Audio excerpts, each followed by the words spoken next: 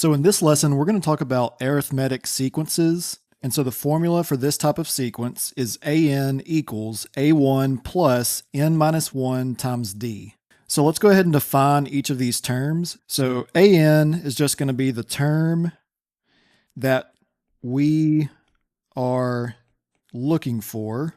A1 is going to be the first term, or the first number in the sequence. N is going to be the term number, and D is going to be the common difference. So what you're going to notice with arithmetic sequences is that every time you look at the next number, we're just going to be adding or subtracting some number, okay?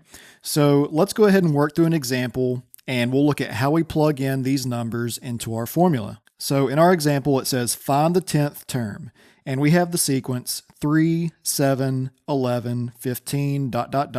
So it's going to continue. And so we can see, first of all, that in our sequence, we are adding 4 every single time to get to the next number, okay?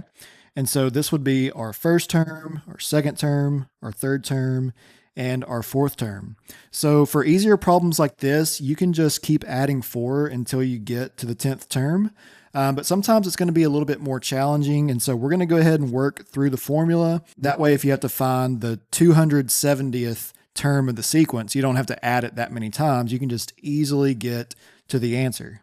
So we are looking for A10 because we're looking for the 10th term in the sequence. And that's going to be equal to the first term, which is 3 in this case, plus parentheses, n is the term number. So we're looking for 10, and then we're going to subtract 1 and multiply by the common difference. And the common difference is just 4 because we're adding 4 every single time. So if we do a little bit of math, A10 is equal to 3 plus 10 minus 1 is going to be 9. And then we still have times 4. And we can go ahead and go further and say that 3 plus 9 times 4 is 36. So that means that A10 is going to be equal to 3 plus 36, which is 39.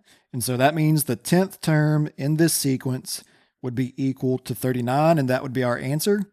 And so that's just an easy example of how to use arithmetic sequences and to use the formula to find a certain term in the sequence.